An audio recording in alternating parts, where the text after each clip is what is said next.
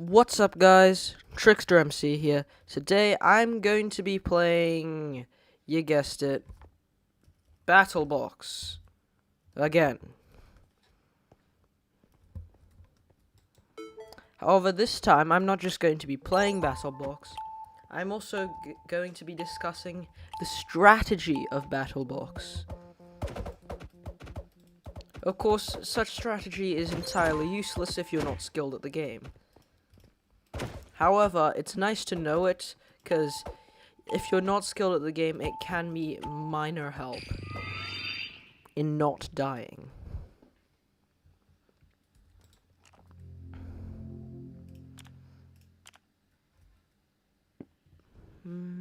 Yeah, I'm gonna go sharpshooter. No, I'm gonna go... I prefer flanker, personally. I dislike this man severely.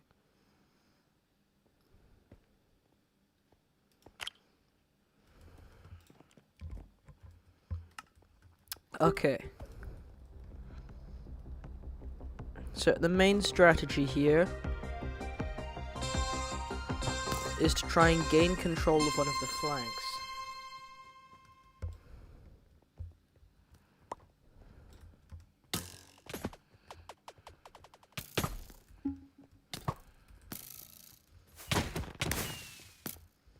Once you have control of one of these flanks, you can push in behind the enemy team and catch them off guard.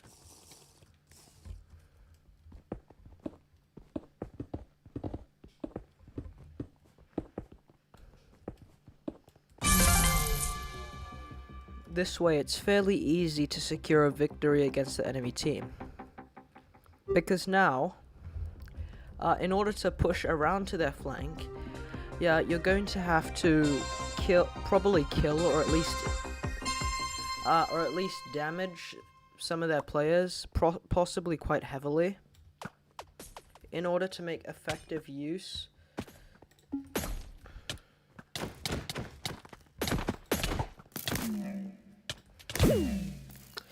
So you're going to have to possibly eliminate, or at least heavily injure some of their players in order to make effective use of flanking. Because unless they just didn't go on that route entirely, which is a key sign of a noob team, or an incredibly skilled one, unless they just didn't go on that route entirely, one of the two sides is going to have heavier losses, and it would be preferred if that was, and to you, the player, see, they just didn't go around to their side entirely, which allowed for an easy flank, and we can just overwhelm them. Well, like I said at the beginning, some element of skill is required. Anyways, so say one team pushes around here, another team pushes, so the team splits. 2 go here, 2 go here. If all 4 members go here, they're going to be pushed back.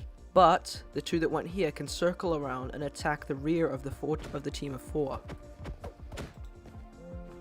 This means that the team of 4 is now being attacked from 2 different fronts, and it's easier to overwhelm the team of 4. Because they know they can't control, if everybody goes in one direction, they can't control both flanks. Now, if you know that one of the players going to a specific flank is stronger, then you might want to send 3 of your players and send your strongest player on the other flank. Or if you're especially desperate, you can send all 4 players to the same flank. But the key principle is you want to try and outflank your opponent. Push them back on the flank, or just walk through if they haven't sent anybody there. And just squeeze them until they either break up, so they just become 4 separate individuals who can be easily picked off, or you just kill all of them entirely.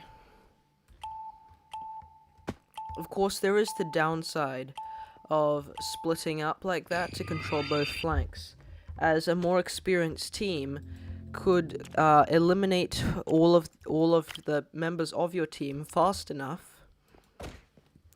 They could eliminate all of the members of your team going on a specific flank.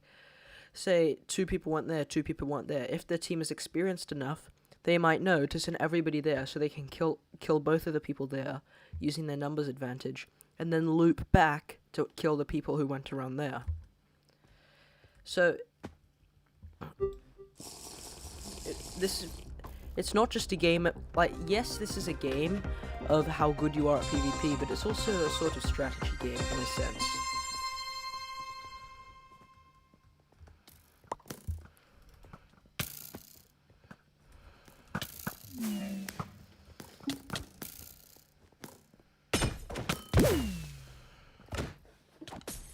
You see, I went around that flank solo, and so I just got completely rebuffed by the enemy team.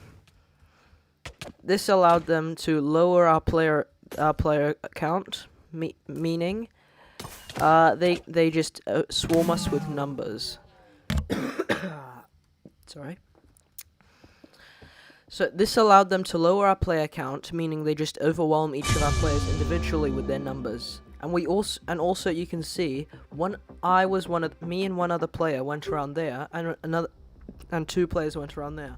One from both flanking party was killed, which allowed the remaining 4 enemy players to 2v1.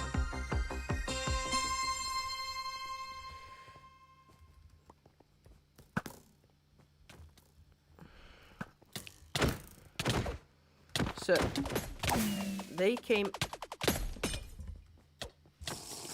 Oh shoot, I forgot to drink my swiftness.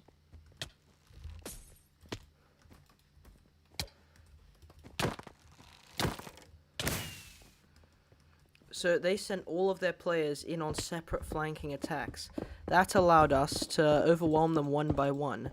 Where otherwise, if they had all come in from one side, we were split 2 to each crenellation. They could have overwhelmed the people on the left crenellation, forced us to run, and then cut us off here.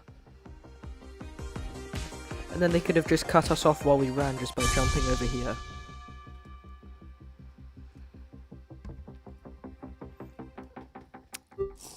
In case this tutorial on Battle Box tactics makes no sense to you, I fully understand that. I'm terrible at explaining said tactics. Anyways,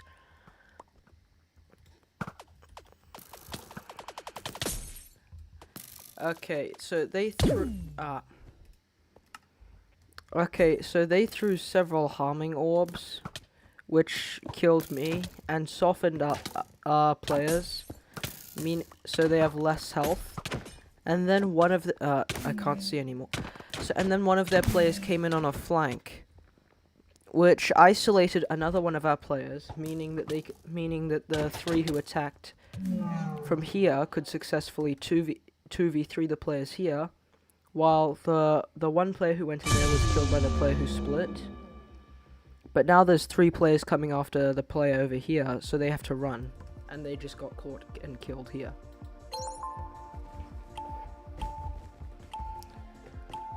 Also, you might be wondering why I'm losing so much, even though this is a tutorial on the strategy of Battle Box.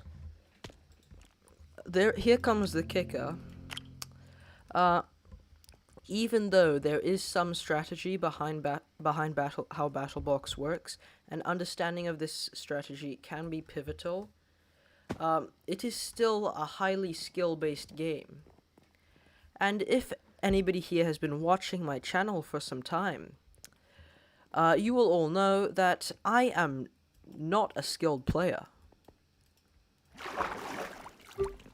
However, knowledge of these tactics would be very useful for said skilled players in the case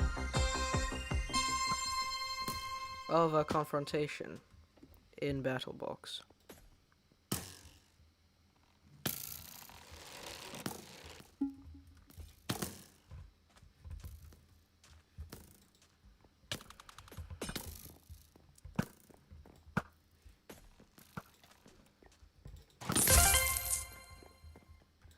Okay, that's another strategy that can be used. So I hid behind here, making him think that I was trying to escape because I was on low health, because he couldn't actually see my health bar from over there. So he came in after me, and only realized too late that I was actually on fairly high health, so I shot him. But then I got sniped. By this guy who's an excellent shot, I have to admit.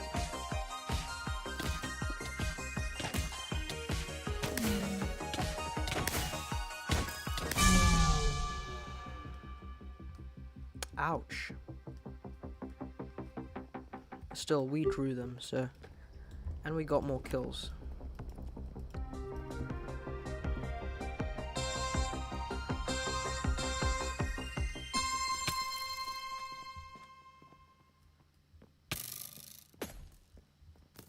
Okay.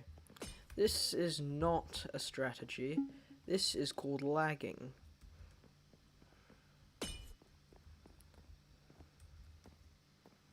And it's not a good thing.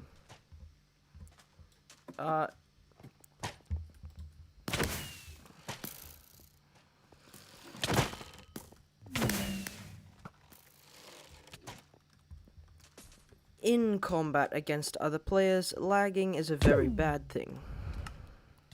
Because it stops you from effectively being able to fight back against said other players.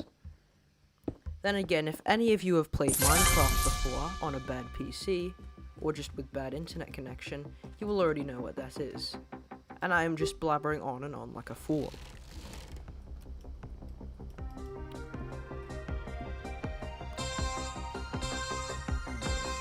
Okay, I think pink and orange are going to draw.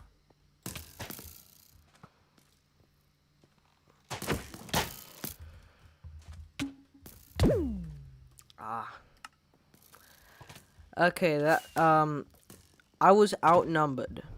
Yes, I'm still terrible at the game, but that's actually a very good tactic on their part.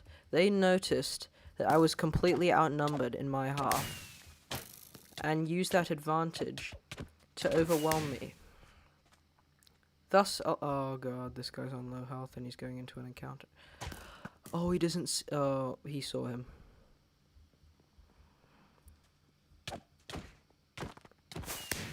Oh, the clutch. Okay, basically, this guy just pulled an ace out of the sleeve.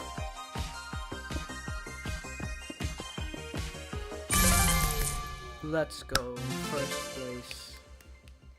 Yes, this man just pulled an ace out of his sleeve. Outnumbered 3-1. I have to admit, that's pretty impressive.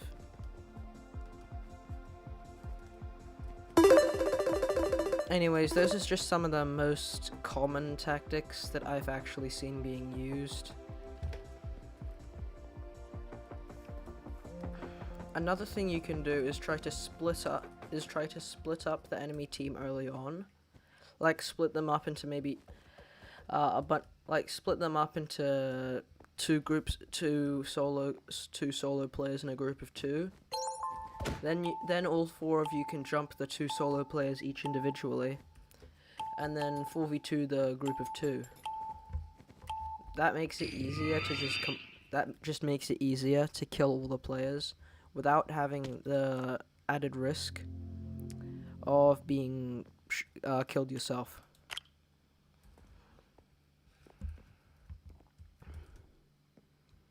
Because if there are less players to deal DPS and you have more players to deal DPS on your team, then it's just an easier fight. But as I said before, this is a skill-based game, meaning that literally anything is possible. So say that scenario before, if the enemy is good enough, they might be able to successfully pull off a 1v3.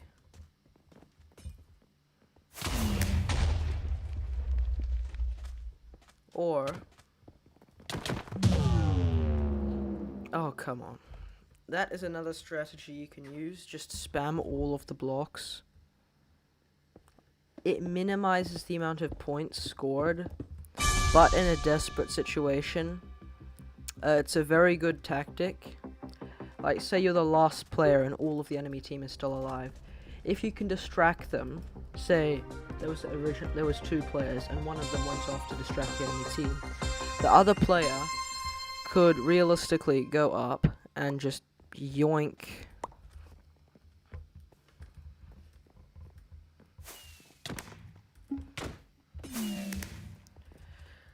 and just place all of the blocks preemptively.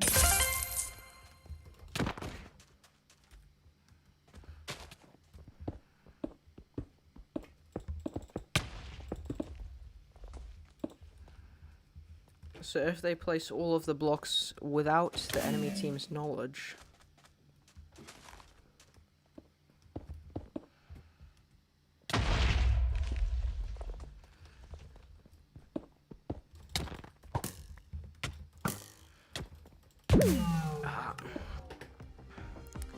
okay, like I said, I'm still bad at the game.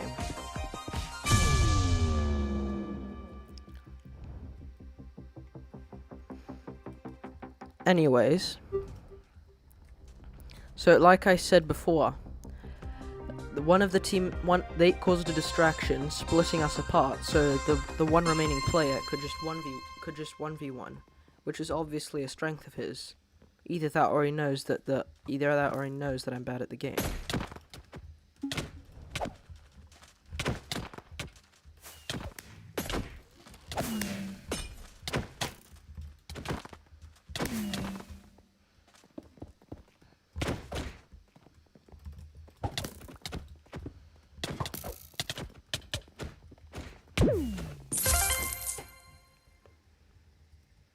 Like I said before, desperately placing all of the blocks at the last possible second can allow for a last second advantage against the enemy team.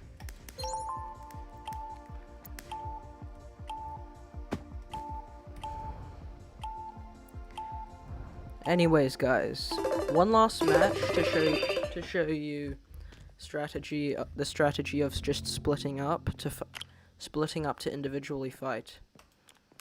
Either that, or we all just bunch up into one team and get outflanked, one of the two. Anyways, so what I'm thinking I should do, because it suits my strengths, I go to the water elevator, jump up, and then grab the splash potion quickly, so I can throw it at the enemy team. This will weaken them and allow me to go in melee. Let's see how well it turns out.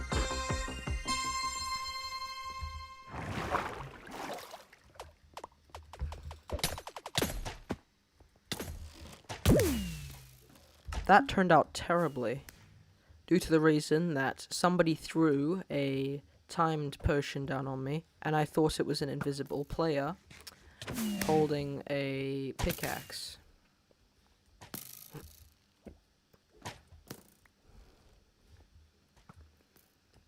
This led to me throwing my Harming 2 potion at them, at the perceived player, which led to me being shot to death by the actual player, because I just received 2 back-to-back Harming potions.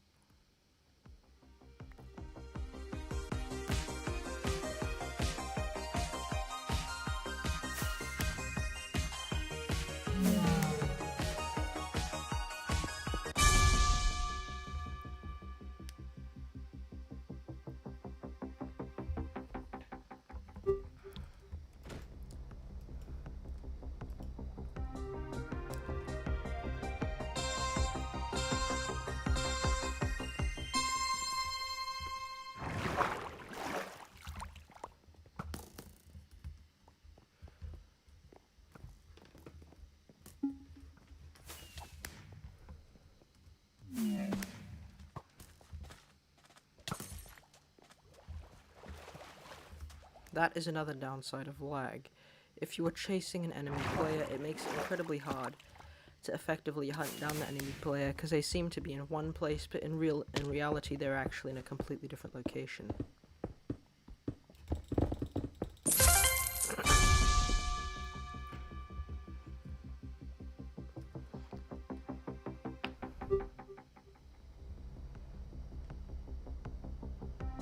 So green vs red. I'm hoping for a red victory.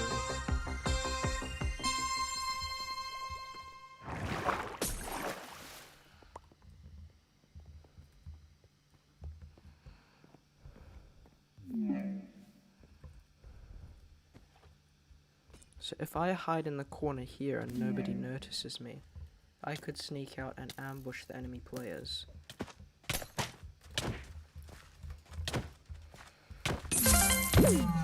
Like so. Unfortunate thing is, I gambled wrong. Attempting to ambush an enemy team is a gamble because you don't actually know how skilled they are. So if you attempt to pull off a 2v1, you'll probably kill at least one of them like I did, but you won't get the other kill if they're skilled. Anyways, thanks for watching, guys. Trickster MC, out.